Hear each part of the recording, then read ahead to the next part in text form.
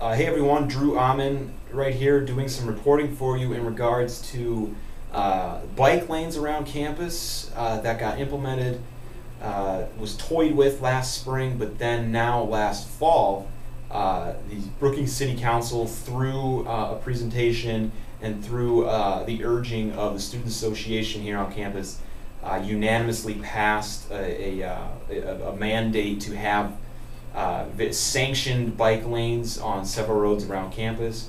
This kind of comes after some instances in the recent history where there's kind of been maybe some unsafe conditions with a lot of cars going back and forth and some bikes also driving on those roads.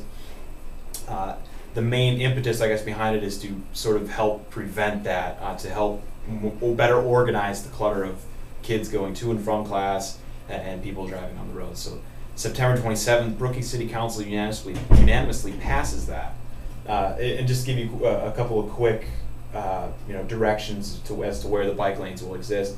Madera Avenue heading west from 8th Street all the way over to Main Avenue, which, if you know anything about how the Brookings system is laid out, the streets are, that's quite a bit of long stretch of road.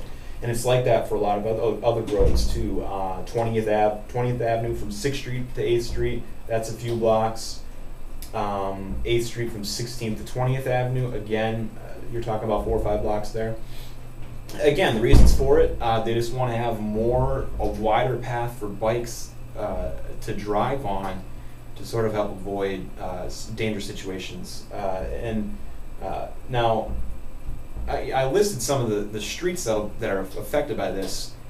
There's a lot of homes involved with that too. Now that means some parking on the side of the roads is now going to be eliminated in order for these bike lanes to be put in. Now, the Brookings City streets are not wide enough. That was one of the concerns from the City Council back in September, that the roads needed to be 3 to 4 feet wider in order to kind of effectively have both parking and a bike lane. But they passed it anyway, and so now they're kind of looking at a scenario where parking is going to be much less, and people are going to have to cope with it. I got lucky, managed to find a student who has a house on one of those roads near campus. I interviewed him briefly about what they're going to have to do with the bike lanes being put in, and if he likes this, if he bikes or not, and whether he likes the fact that it's going to create a safer road. So here's an interview with Ryan Royer, current SDSU student. Situation that City Council passed, how does that sort of affect your scenario with your house and your roommates? Well, we have like 3 or 4 guys living at my house, so we each have our own car, so like we usually park on the street, so now that we can't park on the street, we're gonna have to find another place to park. Yeah, and do you bike personally to class a lot? Yeah, I do. I bike to class, yeah. Have you ever had a situation where like there was cars and a lot of people around and it was generally not the safest environment? Yeah, there's been times I've feared for my safety, been biking down the road and like a car coming at me won't move because there's cars parked on the street and he doesn't have room, so that gets scary. But yeah, do you think there's a situation where they should maybe have considered or maybe pondered the idea of maybe a more wide-scale construction project, widening the road or something? Well, like the streets in Brookings are really narrow, so yeah, that would definitely help, especially if they want to put bike lanes in. I mean, like, they got all this grass here, I don't see why they couldn't widen the road, but yeah, I think widening it would be better than just throwing it in there and causing more of a cluster. Now, what you saw from him just then was him saying, well, he's in a house, he's got a situation where he's got a few roommates, but the spots for parking are kind of at a premium, and it's a situation where now once these get put in, they're going to have to find places either down the street, a block or 2 away. Not anything drastic, but nonetheless something that a lot of other people are going to have to deal with, I guess. And he also, interestingly enough, did allude to the fact that there was kind of some dangerous situations occasionally where he'd be driving and there'd be a car coming this way, a car coming that way. We'd have to apply the brakes and stuff like that. So.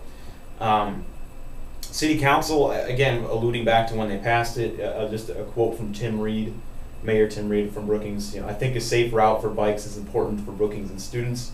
We're finding out the previous system was not as safe as we had hoped. Now, the previous system had some share the road signs, yellow signs that said share the road. Problems with that, there weren't enough of them. Drivers didn't see them when they drove by them, didn't really know the system was placed, and there needs to be more of those signs, and then also some white stripes on the sides of the road to indicate that this is a bike lane and needs to be for bikes only. Going back to the SA presidents, Mark York, who these guys were integral in getting this mandate passed ultimately in the city council. Mark York said, I can look back in the rearview mirror and say I made this happen. Hasn't happened yet. From what I've gathered in talking to people, this is something that you'll probably see sometime in the beginning parts of 2012. Not sure when. Some logistics need to be figured out, but expect that to be implemented. There's no talks about expanding the roads to accommodate both. That would cost obviously a lot of money with construction projects like that.